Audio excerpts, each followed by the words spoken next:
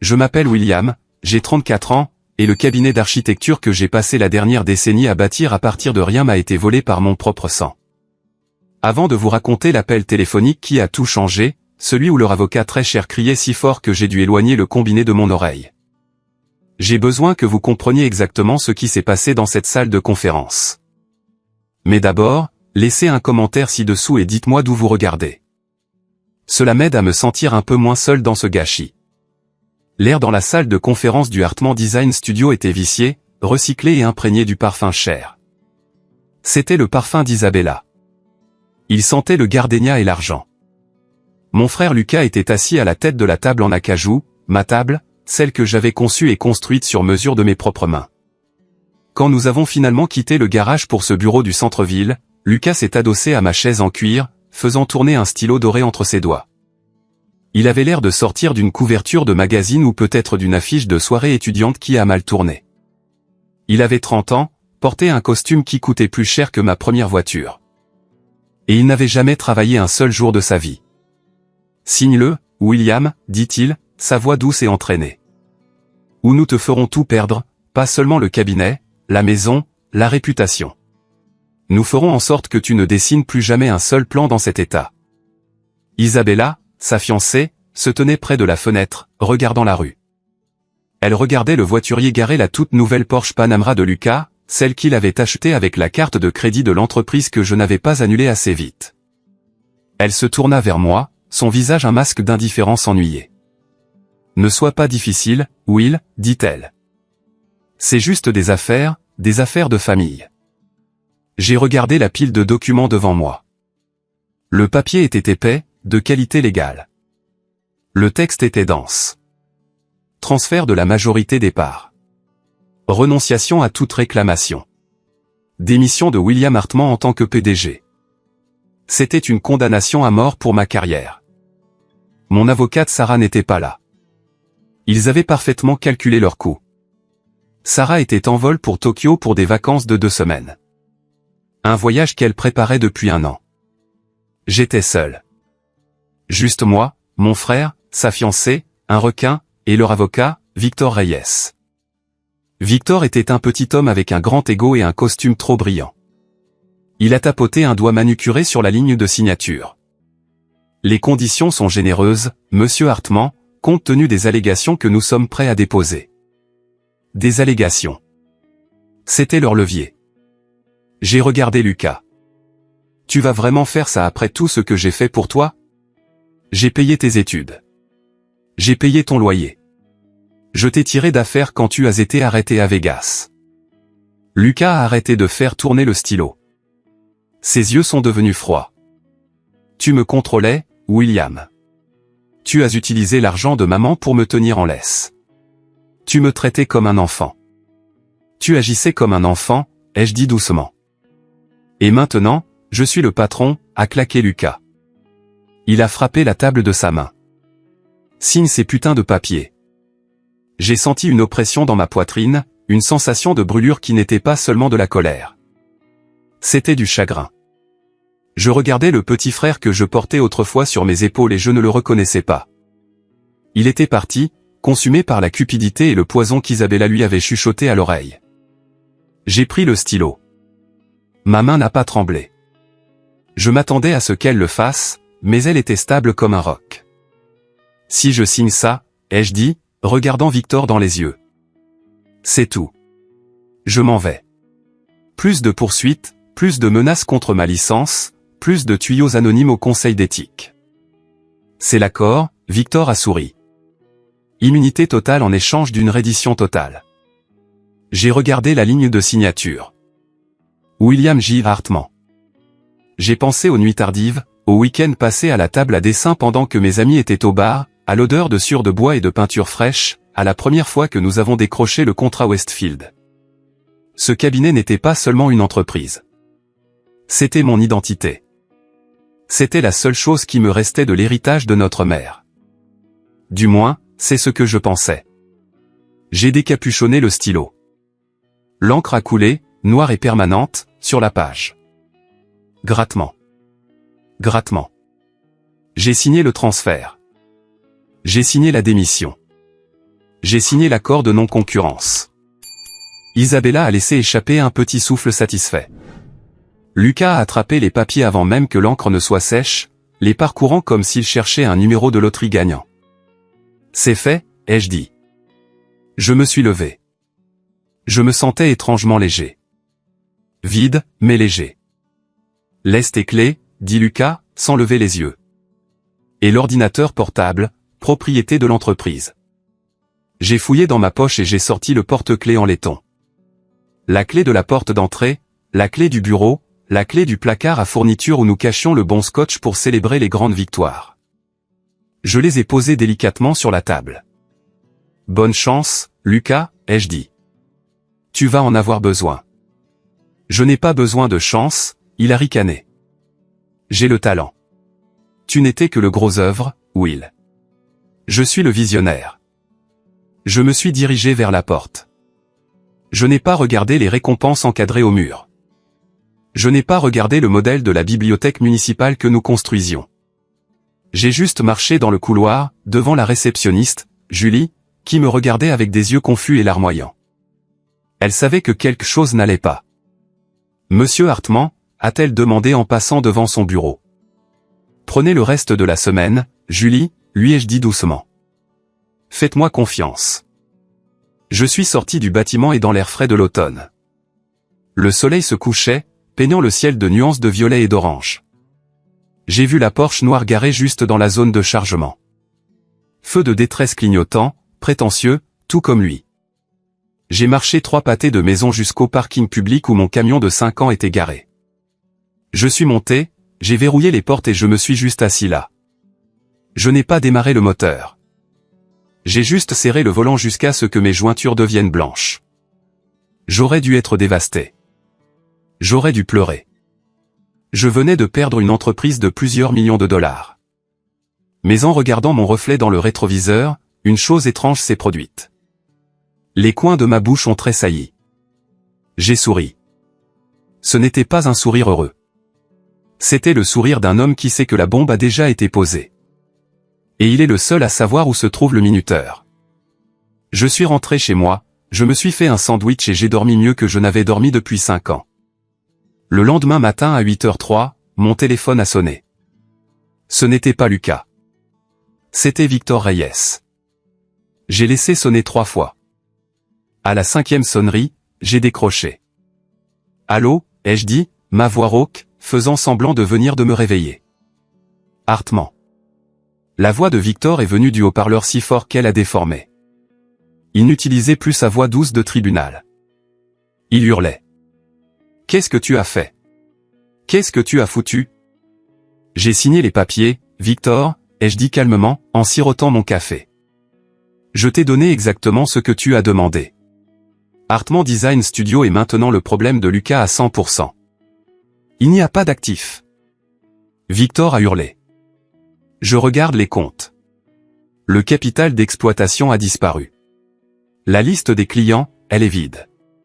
Le contrat Westfield. Où est le contrat Westfield? Oh, ça, ai-je dit, sortant sur mon balcon. Tu n'as pas lu les petits caractères des documents de restructuration que j'ai déposés le mois dernier. N'est-ce pas? Tu étais trop occupé à me menacer de fausses accusations d'abus pour vérifier les dépôts corporatifs. Tu fils de, Lucas voulait le cabinet, je l'ai coupé.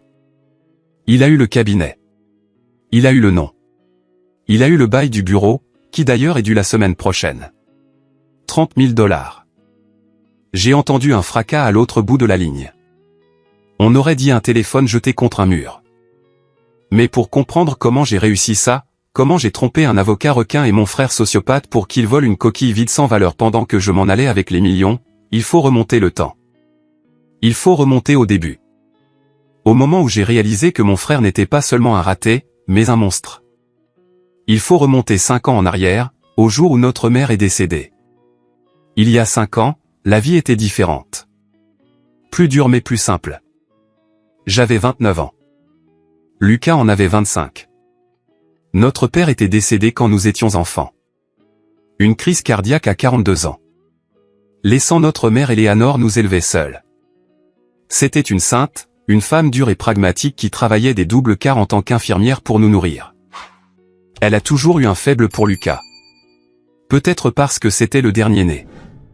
Peut-être parce qu'il ressemblait tellement à papa. Quelle qu'en soit la raison, Lucas avait les nouvelles baskets. J'avais les vêtements d'occasion. Lucas avait le pardon. J'avais les leçons sur la responsabilité. La plupart du temps, je ne m'en souciais pas. Je l'aimais. Je voulais le protéger. J'étais le grand frère. C'était mon travail. J'ai créé Hartman Design Studio dans le garage détaché de notre mère. Ce n'était pas glamour. En été, c'était une étuve. En hiver, je devais porter des gants sans doigts pour dessiner parce que le radiateur soufflant faisait sauter le disjoncteur. Mais j'avais une vision. Je voulais construire des logements durables et abordables qui ne ressemblaient pas à des boîtes en béton. Lucas voulait être riche, pas réussir riche. Il y a une différence. Il a enchaîné les majeurs à l'université, accumulant des dettes que maman remboursait discrètement. Puis il a essayé d'être des traders, puis spéculateur immobilier. Chaque fois qu'il échouait, il rentrait avec un sourire et une triste histoire, et maman ouvrait son chéquier. Puis vint la nuit du gala de bienfaisance. Je venais de décrocher mon premier vrai contrat commercial, une petite rénovation pour une banque locale. J'ai acheté 2 billets pour le gala de la fondation de l'hôpital, pensant que ce serait une bonne occasion de réseautage. J'ai emmené maman. Elle était magnifique dans sa vieille robe bleue. Lucas est arrivé en retard, et il n'était pas seul. À ses côtés marchait une femme qui arrêtait le trafic. Cette robe rouge qu'elle portait semblait absorber toute la lumière de la pièce. Elle était magnifique, oui, mais il y avait quelque chose de tranchant chez elle. Ses yeux balayaient la pièce non pas avec curiosité, mais avec calcul, évaluant la valeur. William, maman, Lucas a souri, son bras autour de sa taille. C'est Isabella. C'est une mannequin et une consultante en article. Isabella a souri. Ça n'a pas atteint ses yeux. Lucas m'a tellement parlé de vous, Eleanor est l'architecte, a-t-elle dit, ma profession comme si c'était un passe-temps. Ce soir-là, je l'ai regardé travailler la pièce. Elle ne parlait à personne qui gagnait moins de 6 chiffres. Elle s'accrochait à Lucas, lui chuchotant à l'oreille, riant trop fort à ses blagues. Je l'ai vu l'éloigner quand un serveur est venu avec l'addition de leur boisson. Et j'ai vu Lucas fouiller maladroitement dans son portefeuille, qui était vide. Il m'a regardé. J'ai soupiré et j'ai posé ma carte. Isabella a regardé ma carte. Puis elle m'a regardé. Pendant une seconde, le masque est tombé. J'ai vu du mépris. Elle était agacée que la poule aux œufs d'or soit en fait le frère aux mains calleuses, pas le joli garçon en smoking de location. 6 mois plus tard, maman est tombée malade. Cancer du pancréas. C'était rapide et brutal. J'ai déménagé mon bureau dans la chambre d'hôpital. Je prenais des appels d'entrepreneurs tout en changeant les poches. Je dormais sur la chaise à côté de son lit. Lucas venait 2 fois par semaine. Il sentait le parfum, lui tenait la main pendant 10 minutes, se plaignait de la difficulté à trouver une place de parking, puis partait. Isabella n'est jamais venue. Elle déteste les hôpitaux, disait Lucas. Une nuit, environ une semaine avant la fin, maman s'est réveillée. Elle était lucide, ce qui était rare à ce moment-là. La morphine la tenait généralement endormie. William, a-t-elle murmuré. Sa main était si fine qu'on aurait dit tenir un oiseau. Je suis là, maman. La lettre, a-t-elle murmuré. Dans mon coffre-fort, l'enveloppe bleue. Ne l'ouvre pas avant d'en avoir besoin. En avoir besoin pourquoi? Avant d'avoir besoin de te sauver, a-t-elle dit. Ses yeux étaient intenses, concentrés. Lucas, il est faible. C'est mon cœur, mais il est faible. Elle va le dévorer vivant, et elle viendra pour toi, Isabella. Maman a hoché la tête.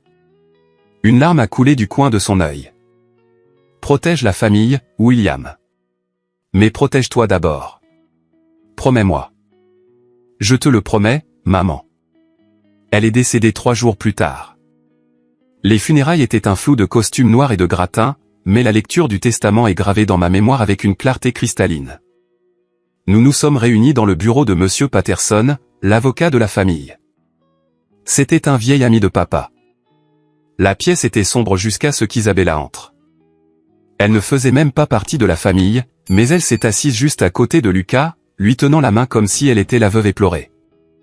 Monsieur Patterson s'est raclé la gorge.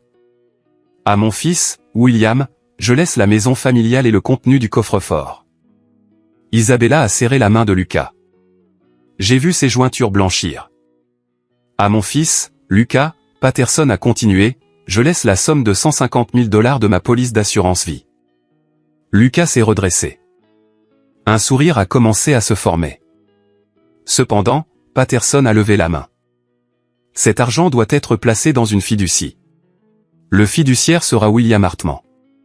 Les fonds doivent être versés en allocation mensuelle sur une période de 5 ans. Si Lucas conteste ce testament, l'argent est reversé à une œuvre de bienfaisance.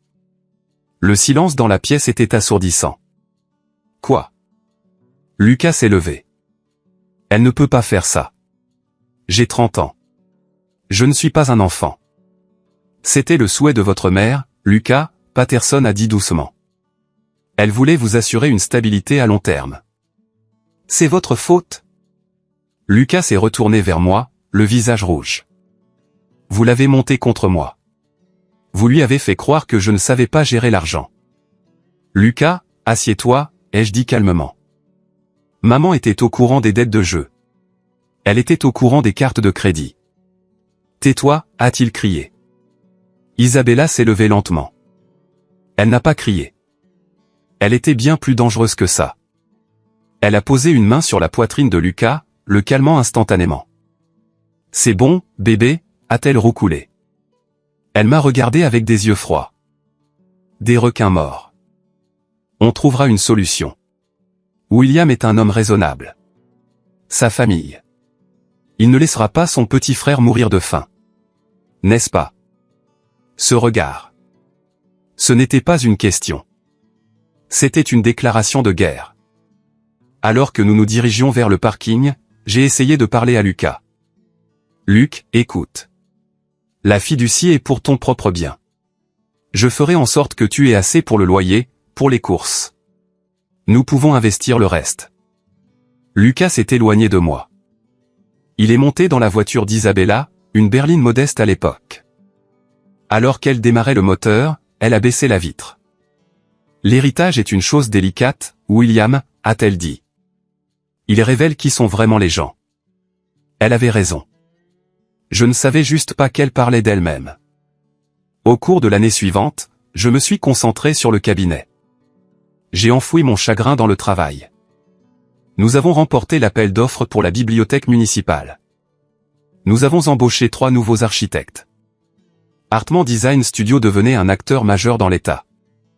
J'ai acheté une belle maison, j'ai mis de l'argent de côté pour ma retraite et j'ai eu l'impression de construire enfin la vie que je voulais. Mais en arrière-plan, la tempête se préparait. Lucas et Isabella ont emménagé dans un appartement de luxe qu'ils ne pouvaient pas se permettre. Lucas n'a pas trouvé de travail. Pourquoi le ferait-il? Il avait son allocation. Chaque mois, je lui virais 2500 $.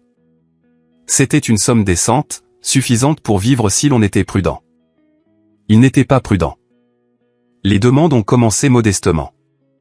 Et Will, la voiture est en panne. J'ai besoin de 500 $. Je l'ai envoyé.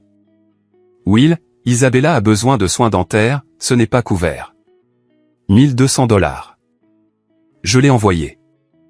Will, nous voulons créer une entreprise, une affaire d'import-export. Juste besoin de 5000 $ pour l'inventaire. C'était la première fois que je disais non. Je ne peux pas faire ça, Luc, lui ai-je dit au téléphone. La fiducie a des règles strictes, et mon argent personnel n'est pas un distributeur automatique. Tu es égoïste, il a craché. Tu es assis sur une mine d'or avec cette entreprise, et tu ne veux pas aider ton propre frère à commencer une carrière. Fais un plan d'affaires, ai-je dit. Montre-moi les chiffres, ensuite nous parlerons. Il a raccroché, silence, pendant 2 semaines. Je pensais peut-être qu'il était vraiment en train d'écrire un plan d'affaires. J'étais naïf. Puis vint l'appel téléphonique qui faillit me briser. C'était 2 heures du matin un mardi. Will. La voix de Lucas était rauque. Brisée. Il sanglotait. Luc, qu'est-ce qui ne va pas? Je me suis assis dans mon lit, le cœur battant. J'ai tout gâché, Will. J'ai vraiment tout gâché. Il hyperventilait. J'ai recommencé. Pilule. Coque. Je ne peux pas arrêter. Je vais mourir, Will. J'ai besoin d'aide. Mon sang s'est glacé. Dépendance à la drogue. Cela expliquait les sautes d'humeur, les problèmes d'argent. D'accord, ai-je dit, déjà sorti du lit et enfilant mon jean. D'accord, nous allons t'aider. Où es-tu? J'ai trouvé un endroit, a-t-il pleuré. Sunset Hills est la meilleure cure de désintoxication de l'État, mais ils ont besoin d'un paiement initial. L'assurance ne le couvre pas parce que c'est préexistant. Combien? 35 000 $ pour un programme de 90 jours. 35 000 $. C'était une énorme partie de mes économies personnelles. C'était l'argent que j'avais mis de côté pour un acompte sur un nouvel immeuble de bureau. Mais c'était la vie de mon frère. Je vais le virer directement à l'établissement demain matin, ai-je dit. Non, il a paniqué. Non, tu ne peux pas. Ils ont besoin d'un chèque de banque ou d'un virement aujourd'hui pour garder le lit. Si je n'y vais pas maintenant, je vais perdre mon courage. S'il te plaît, Will, vire-le simplement sur mon compte. Je les paierai. Isabella m'y conduit en ce moment. J'ai fait une pause. Quelque chose ne collait pas, mais le désespoir dans sa voix semblait si réel. S'il te plaît, a-t-il murmuré. Maman voudrait que tu me sauves. C'était le coup fatal. D'accord, ai-je dit. Je le ferai. J'ai viré l'argent à 9 h du matin. 35 000 $. J'ai passé le mois suivant à m'inquiéter, à prier. J'ai appelé Lucas, mais son téléphone était éteint. Pas de téléphone autorisé en cure de désintoxication, me suis-je dit. Puis, des semaines plus tard, je rencontrai un client dans un bistrot haut de gamme du centre-ville. J'étais en avance, alors je me suis assis au bar, et puis je l'ai vu. Un tout nouveau Lamborghini Urus jaune fluo s'est garé devant le voiturier. Et sortant du siège conducteur, c'était Isabella. Elle ne portait plus de vêtements bon marché. Elle était drapée de soie de créateur. Et marchant autour de la voiture pour la rejoindre, c'était Lucas. Il avait l'air bronzé, en bonne santé, pas comme quelqu'un qui se désintoxique dans un établissement. Mon estomac s'est noué. Je suis sorti, laissant mon client à l'intérieur. Lucas, il a gelé. Il m'a vu. Pendant une seconde, il a eu l'air terrifié. Puis Isabella l'a attrapé par le bras et lui a chuchoté quelque chose. Il s'est redressé. « Salut, Will », a-t-il dit, ajustant nonchalamment ses lunettes de soleil. « Tu es censé être en cure de désintoxication, ai-je dit, ma voix tremblante. J'ai payé 35 000 $ pour une cure de désintoxication. J'y suis allé, a-t-il menti. J'en suis sorti plus tôt. Je suis guéri. C'était un miracle. Et la voiture? J'ai montré la Lamborghini. C'est un leasing, a coupé Isabella. Un cadeau d'un ami. Tu m'as volé, ai-je dit, m'approchant. Tu as simulé une dépendance pour voler 35 000 $. C'était mon argent de toute façon. Lucas a crié, faisant se retourner les passants sur le trottoir. C'est mon héritage. Tu le thésaurises juste. Je l'ai regardé, je l'ai vraiment regardé, et j'ai réalisé que maman avait raison. Il n'était pas seulement faible. Il était pourri. C'est la dernière somme que tu auras de ma part, ai-je dit. Ne m'appelle pas. Ne viens pas au bureau. Tu es coupé. Je me suis retourné et je suis parti. Mais j'avais tort. Ce n'était pas la dernière somme car il n'avait pas fini de prendre. Couper les ponts avec un narcissique, c'est comme essayer d'éteindre un feu avec de l'essence. Ça ne les arrête pas. Ça les fait juste exploser. La semaine après l'incident de la Lamborghini, les choses ont commencé à devenir bizarres au bureau. D'abord, ce fut le service informatique. Mon administrateur CISA, Dave, est entré dans mon bureau l'air inquiet. Quelqu'un a essayé d'accéder au compte de paie à distance, a dit Dave. En utilisant vos identifiants. D'où? L'adresse IP remonte à un complexe de condos de luxe à Cherry Creek. l'appartement d'Isabella et Lucas. Changez tout. J'ai ordonné une authentification à 2 facteurs pour tout. Mot de passe, code bancaire, portail des fournisseurs. Verrouillez tout. Puis les rumeurs ont commencé. J'avais des clients qui m'appelaient pour me poser des questions embarrassantes. William, est-ce que tout va bien avec la liquidité du cabinet? Margaret Chin, la PDG de Westfield et ma plus grande cliente, m'a demandé pendant le déjeuner. Nous sommes plus forts que jamais, Margaret. Pourquoi? Elle a hésité. J'ai reçu un email anonyme. Il affirmait que Hartman Design faisait l'objet d'une enquête pour négligence structurelle sur le projet de la bibliothèque.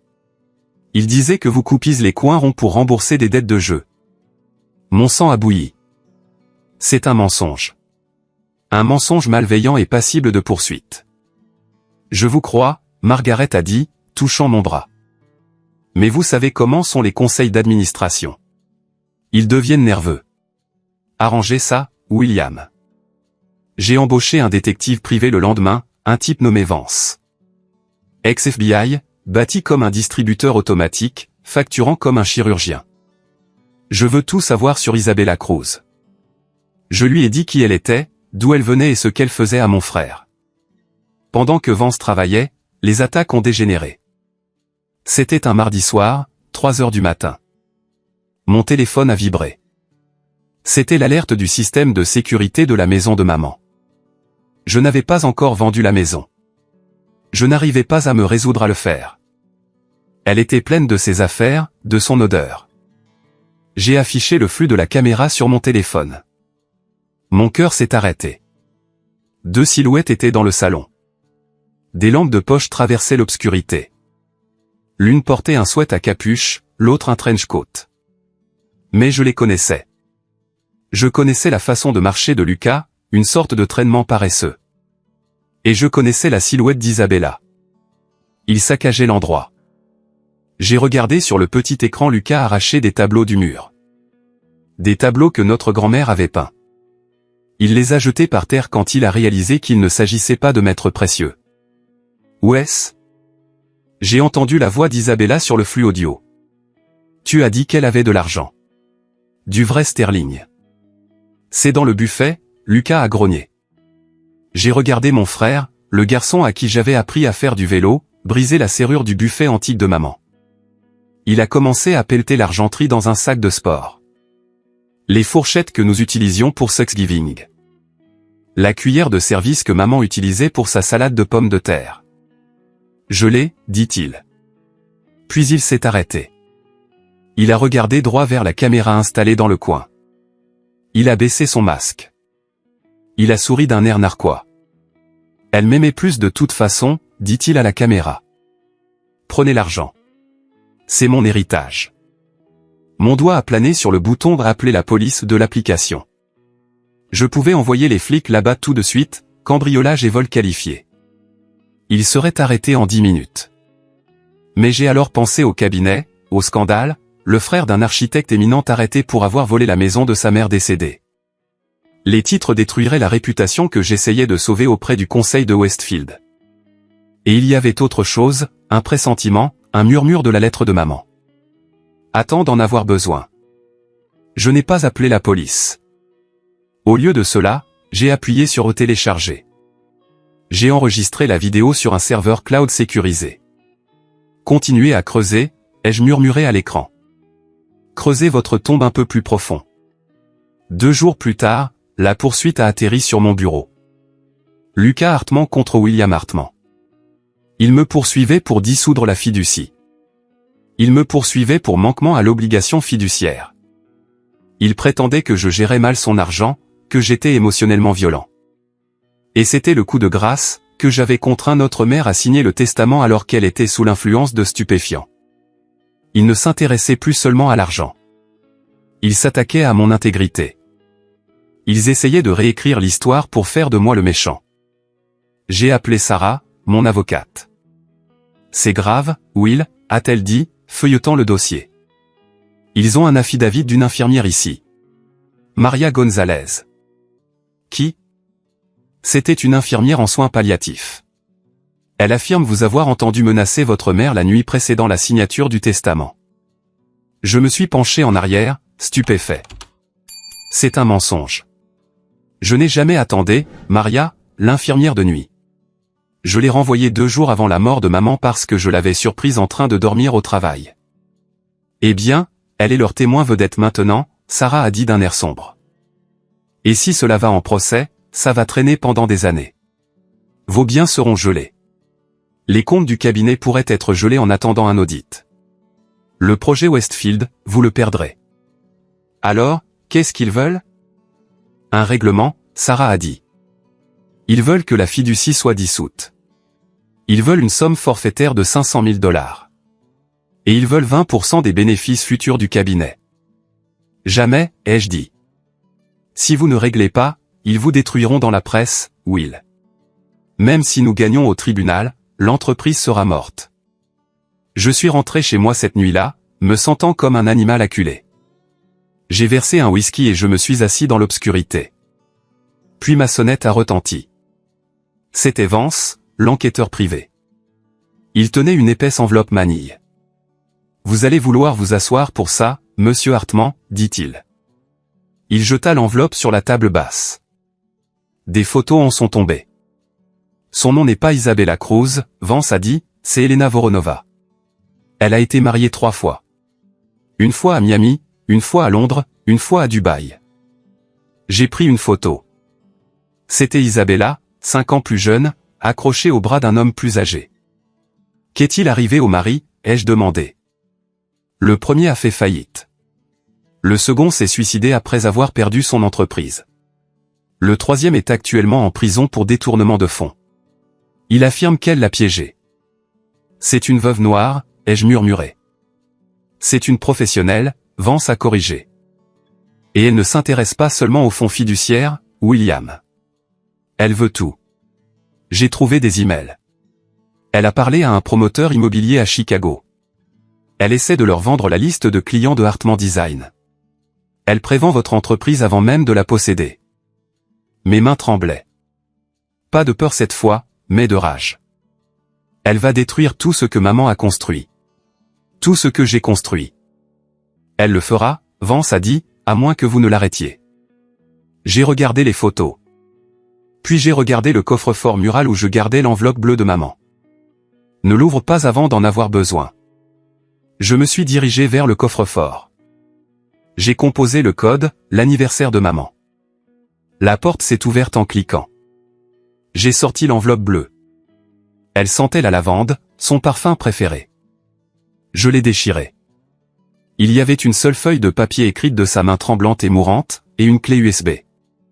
Mon très cher William, si tu lis ceci, cela signifie que Lucas n'a pas changé. Cela signifie que mon espoir était faux et que ta peur était juste. Je savais pour les prêts qu'il avait contractés en mon nom. Je savais pour les chèques falsifiés. Je l'ai couvert parce que je l'aimais trop pour le laisser aller en prison. C'était mon péché. Et je suis désolé de t'avoir laissé en payer le prix. Mais j'ai aussi fait mes devoirs. J'ai engagé un homme, Monsieur Torres, avant de tomber malade. Sur cette clé, tu trouveras des enregistrements.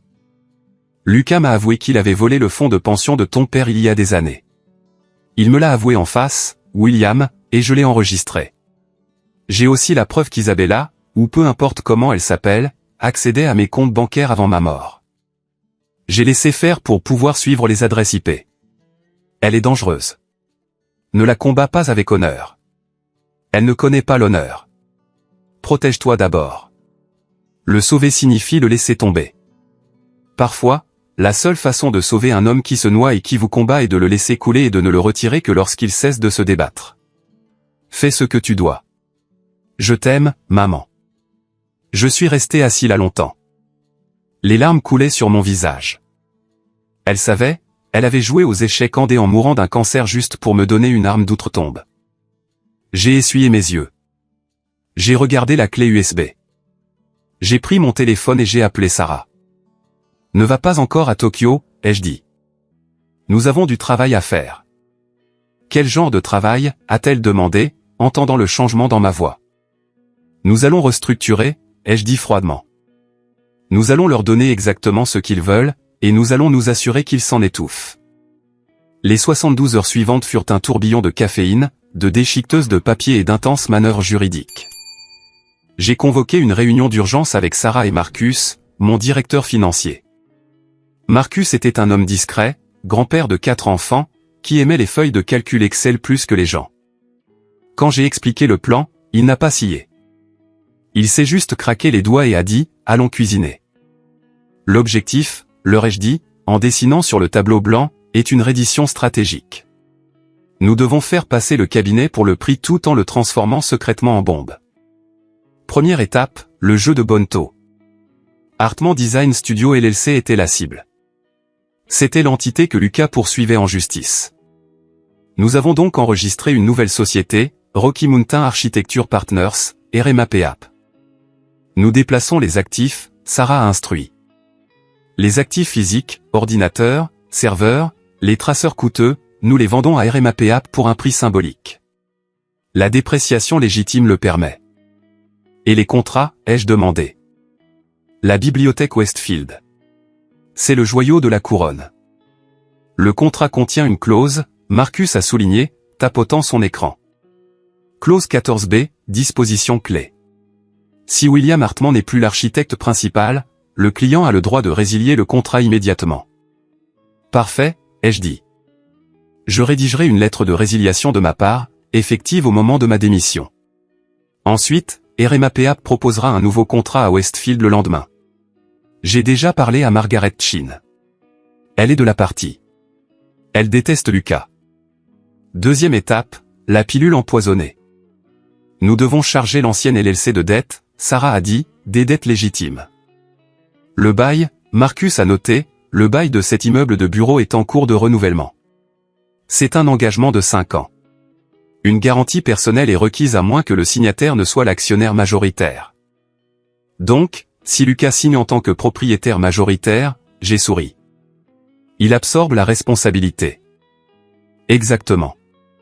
De plus, il y a les paiements fournisseurs en souffrance, environ 80 000 $ du le mois prochain, et les indemnités de départ pour le personnel que nous licencions, qui sera immédiatement réembauché par RMAPAP. Nous avons construit un cheval de Troie. De l'extérieur, Hartman Design Studio ressemblait à une entreprise florissante d'1 million de $.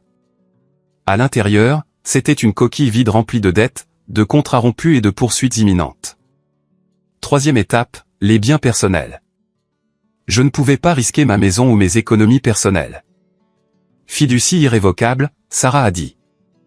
Nous déplaçons votre maison, votre voiture et vos comptes d'investissement dans une fiducie gérée par un tiers. Vous perdez le contrôle direct, mais ils deviennent intouchables en cas de poursuite. Nous pouvons la dissoudre plus tard une fois que la menace est écartée. C'était risqué. Si je ratais une seule signature, je pouvais tout perdre. Mais j'avais la voix de maman dans ma tête. Ne te bats pas avec honneur. J'ai passé la dernière nuit dans mon bureau à emballer des cartons. J'ai pris les photos de Lucas et moi enfant. J'ai pris le premier dollar que j'ai jamais gagné. J'ai pris la lettre de maman. J'ai laissé tout le reste. Les chaises ergonomiques coûteuses, les imprimantes 3D, les prix, qu'ils et les meubles. Je prenais le talent. À 6 heures du matin, le jour de la réunion, je me tenais sur le balcon, regardant la ligne d'horizon de Denver. Le soleil frappait les rocheuses, les teignant de rose et d'or. Je ressentais un calme étrange. Je n'étais plus la victime. J'étais l'architecte et je venais de concevoir une prison pour mon frère. Mon téléphone a vibré. Un message de Lucas. Sois là à 9 heures précises. Ne sois pas en retard. Ou nous publierons la déclaration de l'infirmière à la presse. J'ai tapé en réponse. Je serai là. J'ai enfilé mon costume. Pas mon meilleur costume. Je voulais avoir l'air fatigué, vaincu. J'ai sauté le rasage. J'ai laissé mes épaules s'affaisser. Je me suis regardé dans le miroir. L'heure du spectacle, William. Je suis allé au bureau, j'ai garé mon camion et je suis entré. L'équipe, ma vraie équipe, était déjà partie. Ils avaient débarrassé leurs affaires personnelles la veille. Le bureau semblait fantomatique. Je suis entré dans la salle de conférence. Lucas et Isabella étaient déjà là, se pavanant. Victor Reyes arrangeait ses papiers. Tu as une sale gueule, grand frère. Lucas a ri. Finissons, ai-je marmonné, m'effondrant sur la chaise. Il était temps de déclencher le piège. La tension dans la pièce était palpable, prête à se rompre. Victor Reyes a poussé la pile de documents vers moi. Comme discuté, dit-il, sa voix onctueuse de fausse sympathie. Vous transférez 51% de vos actions à Lucas Hartmann. En échange, Lucas retire la plainte concernant le fonds fiduciaire et l'infirmière. Je demande, dis-je, regardant mes mains. L'affidavit a brûlé, dit Isabella. Elle se limait les ongles. Une fois l'encre sèche, Maria Gonzalez disparaît. Personne ne saura que vous avez abusé de votre mère mourante. J'ai serré la mâchoire. Il m'a fallu toute la force de ma maîtrise de soi pour ne pas tendre la main et effacer ce sourire narquois de son visage. Montrer plutôt que dire « me suis-je rappelé ». Montrez-leur l'homme brisé. Il y a encore une chose, dit Lucas. J'ai levé les yeux. Quoi ? Je veux que la clause de non-concurrence soit étendue, dit-il, se penchant en avant. 5 ans. Tu ne peux pas pratiquer l'architecture au Colorado pendant 5 ans. Lucas, c'est ma subsistance, ai-je dit, laissant ma voix se briser. Je ne peux pas déménager. Ma vie est ici. Pas mon problème, il a haussé les épaules. Tu peux faire des burgers, ou peut-être tu peux me demander un emploi. J'aurai peut-être besoin d'un concierge. Isabella a ri. Un son tintant cruel. Et nous voulons des honoraires de consultation, a-t-elle ajouté. Pour le stress que tu nous as causé, 200 000 $ de tes économies personnelles. Je n'ai pas ce genre de liquidité, ai-je menti. Vends le camion, a-t-elle dit. Vends ta montre. Débrouille-toi. J'ai regardé la chaise vide de Sarah. J'aurais souhaité qu'elle soit là pour voir ça, pour voir la cupidité dans sa forme la plus pure. Bien, ai-je murmuré. Ajoutez-le à l'accord. Les yeux de Victor Reyes se sont illuminés. Il a rapidement griffonné un addendum sur la dernière page. Initialisé ici et ici. J'ai pris le stylo. C'était le moment, le point de non-retour. J'ai hésité. J'ai laissé ma main planer au-dessus du papier. Tu as peur ? Lucas a raillé. Rappelle-toi, Will, le communiqué de presse est déjà rédigé. Architecte local accusé de maltraitance envers les personnes âgées. Il sera publié à midi si tu ne signes pas. Je l'ai regardé. J'ai essayé de trouver une trace du frère que j'aimais. L'enfant qui pleurait quand son poisson rouge est mort. L'adolescent qui me défendait quand les brutes m'appelaient un télo. Il n'était pas là. Il n'y avait qu'un homme creux dans un costume fantaisie. J'ai signé William J. Hartmann. J'ai signé le transfert d'actions. J'ai signé la démission. J'ai signé l'addendum leur promettant 200 000 $ que je ne paierai jamais. À chaque signature, je sentais une chaîne se briser. Ils pensaient me lier, mais ils me libéraient. Fini, ai-je dit, en refermant le capuchon du stylo. Lucas a arraché les papiers. Il les a tenus comme un trophée. Enfin, a-t-il soufflé. C'est à moi. C'est enfin à moi. Félicitations, monsieur le PDG, dit Isabella, l'embrassant sur la joue. Elle m'a regardé. Vous pouvez y aller maintenant. Nous avons de la redécoration à faire. Ce bureau est trop rustique. Je me suis levé. Les clés sont sur la table. Je me suis tourné pour partir. Et, Will, Lucas m'a appelé. Je me suis arrêté à la porte. N'attends pas d'invitation au mariage, dit-il. Nous ne voulons que des gens qui ont réussi. Je n'ai pas répondu. Je suis simplement sorti. Alors que les portes de l'ascenseur se refermaient, j'ai sorti mon téléphone. J'ai composé le numéro de Sarah. C'est fait, ai-je dit. Ils ont tout signé. Ont-ils lu l'annexe concernant la prise en charge de la dette, a-t-elle demandé. Non. Ils ont à peine regardé les pages. Bien, Sarah a dit. Je dépose les papiers auprès du secrétaire d'État en ce moment même. À partir de cet instant, Lucas est le propriétaire légal de toutes les responsabilités de Hartmann Design Studio, et j'envoie l'avis de résiliation à Westfield. Fais-le, ai-je dit. Je suis allé à mon camion. Je ne me sentais plus triste. Je me sentais dangereusement exalté. Cette nuit-là, je n'ai pas fêté. Je ne suis pas sorti. Je suis rentré chez moi, j'ai éteint toutes les lumières et je me suis assis sur mon balcon, regardant les lumières de la ville. Je savais ce qui se passait de l'autre côté de la ville. Lucas et Isabella faisaient probablement sauter le champagne. Ils cherchaient probablement des manoirs sur Zillow. Ils appelaient probablement leurs amis pour se vanter de m'avoir finalement vaincu. Ils n'avaient aucune idée que le compte à rebours touchait à zéro. Le lendemain matin, le soleil s'est levé, éclatant et clair. C'était une journée parfaite au Colorado. J'ai fait du café, du bon café, un mélange éthiopien. Je me suis assis sur mes meubles de patio, pieds nus. À 8h du matin, la journée de travail a commencé. À 8h01 du matin, Margaret Chin a envoyé un email à l'adresse officielle de Hartman Design Studio, que Lucas contrôlait maintenant. Objet, résiliation de contrat, projet bibliothèque Westfield. Cher Monsieur Hartman Lucas, conformément à la clause 14b faisant référence au départ de l'architecte principal William Hartman. Westfield Développement exerce son droit de résilier notre accord avec effet immédiat. Veuillez cesser tout travail. Nous exigerons un remboursement de la compte initiale de $150 000. C'était le premier domino. À 8h15 du matin, le système automatisé du propriétaire a envoyé une notification. Rappel de loyer, $32 000 dû dans les 48 heures. Veuillez noter que la garantie personnelle est maintenant attachée à l'actionnaire majoritaire, Lucas Hartman. Deuxième domino à 8h30 du matin. La société de paix a envoyé une alerte. Fonds insuffisants. Le compte d'exploitation pour la paix est à découvert de $12 000. Veuillez déposer des fonds immédiatement pour éviter des pénalités légales. Parce que j'avais légalement transféré l'argent liquide à la nouvelle entreprise en tant que frais de consultation pour clôturer les anciens projets avant ma démission. Et puis à 8h45 du matin, le FBI a frappé à une porte, pas la mienne. J'avais donné la clé USB, celle avec les preuves de maman de la fraude filaire et du vol d'identité d'Isabella, à Vance. Vance l'avait donnée à ses contacts au bureau. Mais je vais trop vite. À 9h du matin, mon téléphone a sonné, Victor Reyes. Le cri était viscéral. Ce n'était pas seulement de la colère.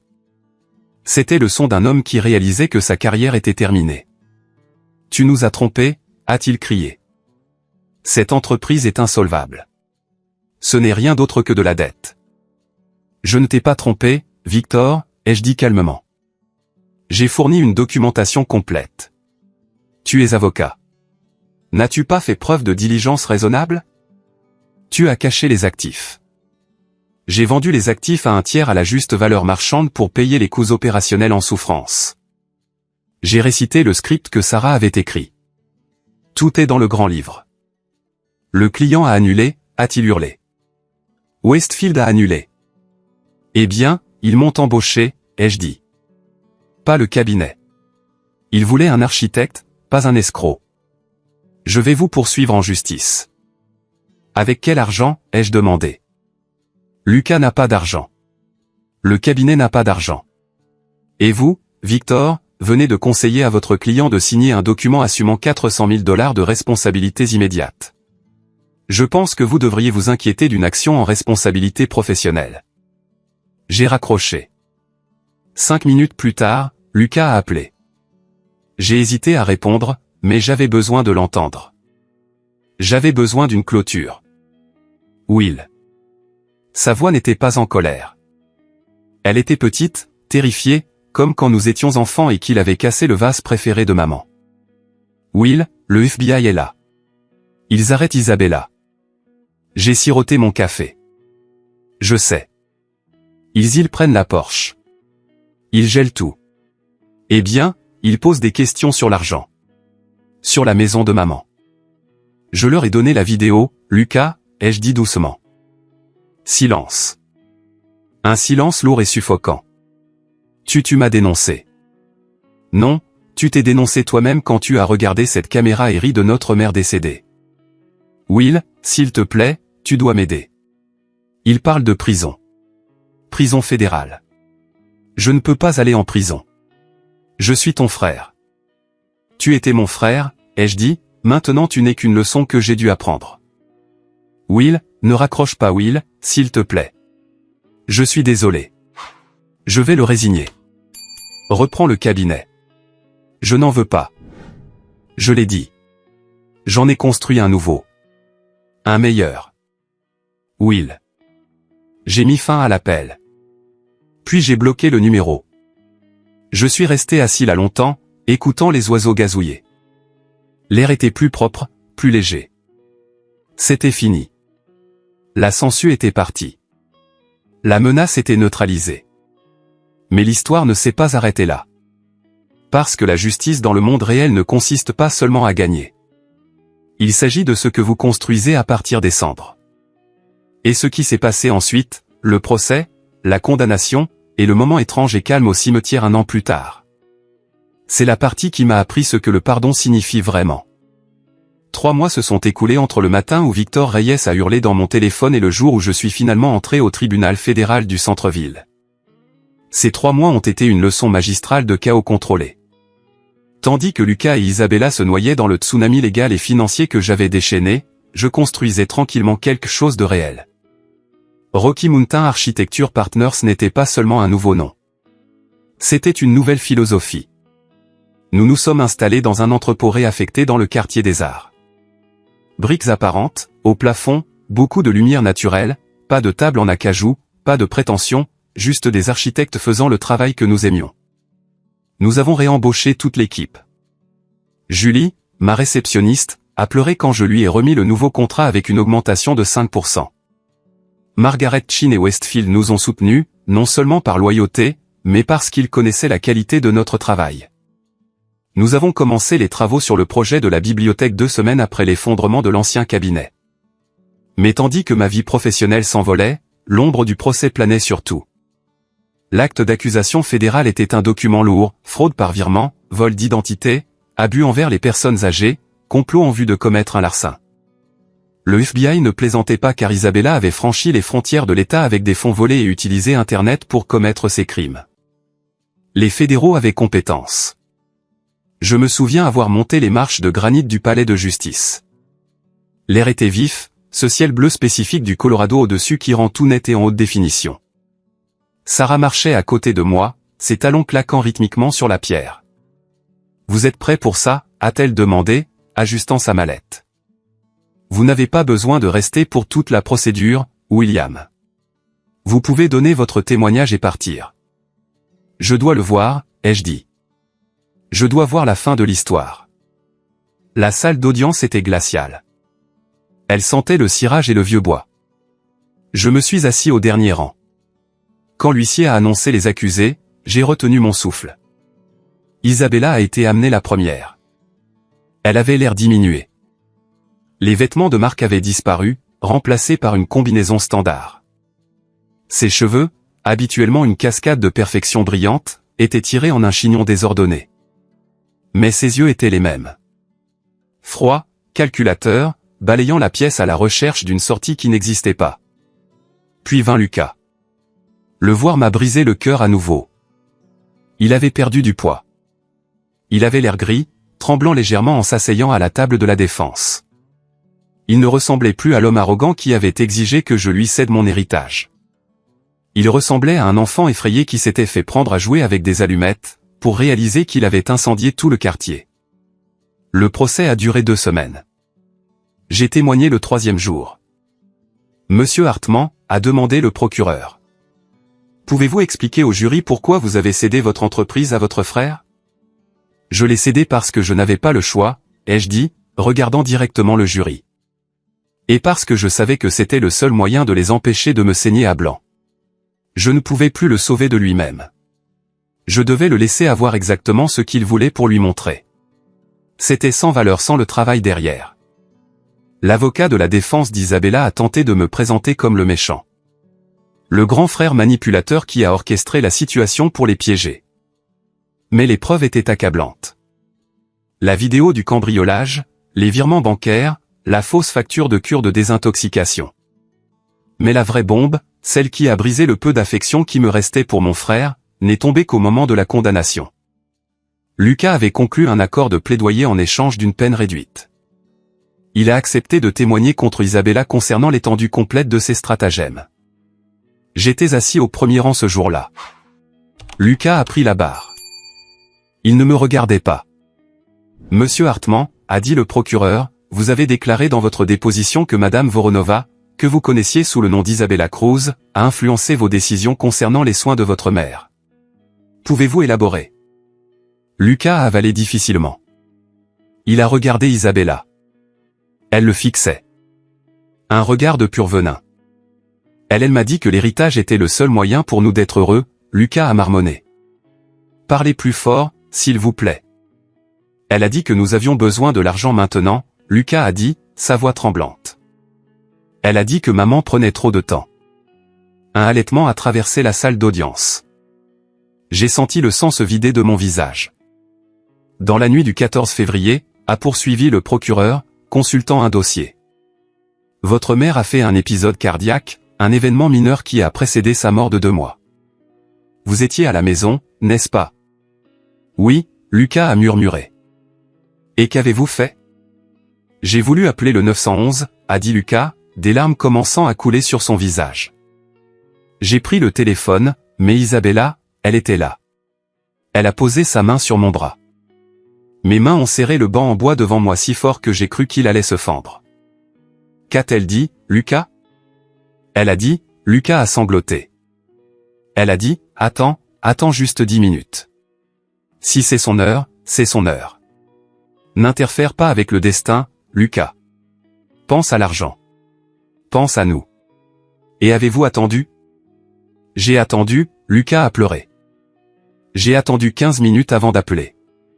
Les médecins ont dit, ils ont dit que les dommages à son muscle cardiaque dus au retard l'avaient affaibli. C'est pourquoi elle n'a pas pu combattre le cancer à la fin. C'est pourquoi elle est morte si vite. Je ne pouvais plus respirer. La pièce tournait. Ce n'était pas seulement de la cupidité. Ce n'était pas seulement du vol. Il l'avait tuée. Peut-être pas légalement un meurtre. Il est difficile de prouver un négatif. Difficile de prouver qu'appeler le 911 plus tôt aurait sauvé une femme atteinte d'un cancer du pancréas. Mais moralement, il l'avait laissé souffrir. Il l'avait regardé se serrer la poitrine et halter. Et ils avaient regardé une horloge, comptant les minutes jusqu'à ce qu'il puisse mettre la main sur son argent. Et mon frère, mon propre frère, était resté là et avait laissé faire. Je me suis levé. Je ne pouvais pas écouter un mot de plus. Sarah m'a attrapé le bras. William, où vas-tu? J'en ai fini, ai-je dit, ma voix sonnant creuse à mes propres oreilles. J'en ai fini avec lui pour toujours. Je suis sorti de la salle d'audience dans le couloir lumineux. Je n'ai pas pleuré. Je crois que j'étais au-delà des larmes. J'ai ressenti une clarté froide et dure s'installer dans ma poitrine, comme du béton prenant dans des fondations. Isabella a été condamnée à 12 ans de prison fédérale. Le juge l'a qualifiée de prédatrice de la plus haute catégorie. Lucas a eu 4 ans. L'accord de plaidoyer l'a sauvé d'une décennie derrière les barreaux, mais il ne l'a pas sauvé de la vérité. Le juge a ordonné une cure de désintoxication obligatoire et une restitution. Bien que tout le monde sache qu'il ne pourrait jamais rembourser ce qu'il avait volé. Alors que les huissiers l'emmenaient menotter, il m'a finalement regardé. Il m'a regardé avec ses yeux implorants et humides, murmurant le mot « pardon ». Je n'ai rien murmuré en retour. Je n'ai pas hoché la tête. Je n'ai pas secoué la tête. J'ai juste tourné le dos et suis sorti par les doubles portes parce que maman avait raison. Se protéger est la plus haute forme d'amour. Et parfois, le pardon ne consiste pas à laisser quelqu'un revenir. Il s'agit de laisser tomber la colère pour ne plus avoir à la porter. Mais laisser tomber la colère ne signifie pas que vous devez reprendre la relation.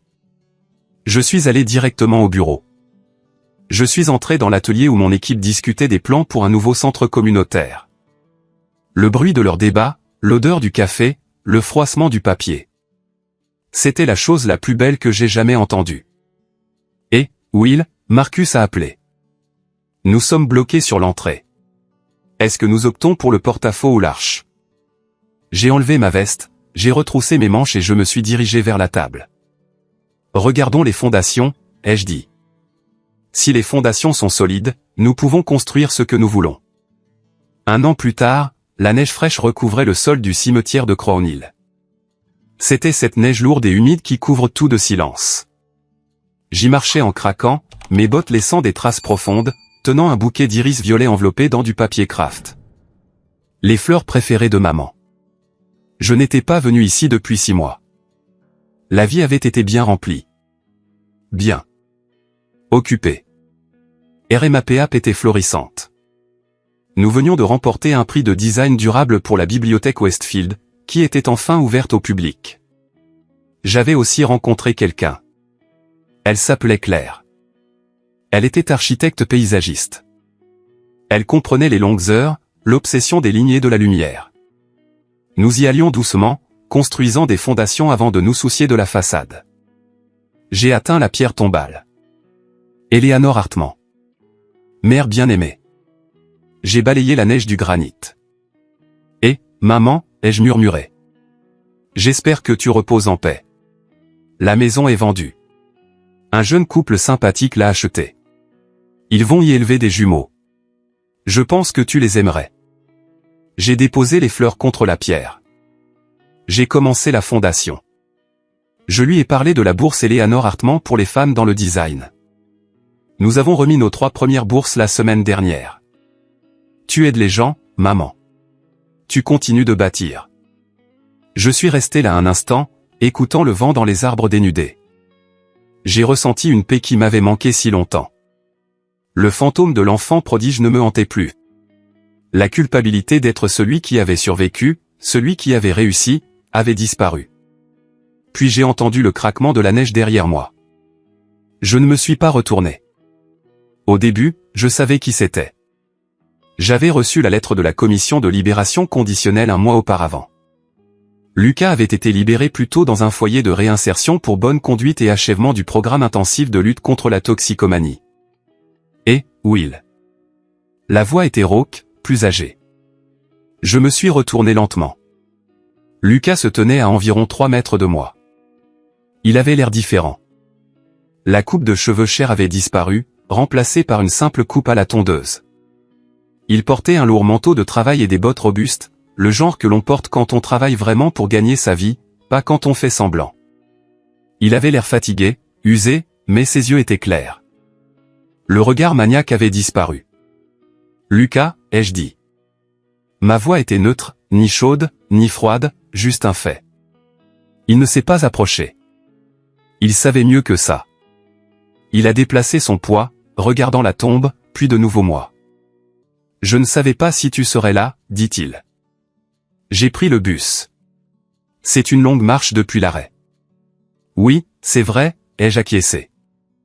Je travaille, dit-il. Une note de fierté désespérée dans sa voix. L'équipe de charpentiers, c'est un travail difficile. J'ai des ampoules aux mains. Il les a levées. Elles étaient rugueuses, coupées, mais c'est de l'argent honnête. Pour la première fois. C'est bien, Lucas. Je suis content. Je suis propre, Will. 1 an de sobriété la semaine prochaine. Continue comme ça, ai-je dit. Pour toi-même. Il m'a regardé, cherchant quelque chose. Le pardon, un câlin, une invitation à dîner, une offre de revenir au cabinet. Je suis désolé, il a étouffé. Je sais que je l'ai dit au tribunal, mais je dois le dire ici devant elle. Devant toi. Je suis tellement désolé, Will, pour tout. Pour l'argent, pour les mensonges, pour la nuit où elle est morte. Je l'ai regardé. J'ai vu le remords. Je l'ai cru réel. Il avait tout perdu pour se retrouver. Je te pardonne, Lucas, ai-je dit. Ses épaules se sont affaissées de soulagement. Il a fait un demi-pas en avant. Cela veut dire quoi, a-t-il commencé. Je te pardonne, ai-je répété, affermissant ma voix. Je ne porte plus la haine, mais cela ne signifie pas que tu auras une place à ma table. Il s'est arrêté. L'espoir dans ses yeux s'est estompé, remplacé par une triste compréhension.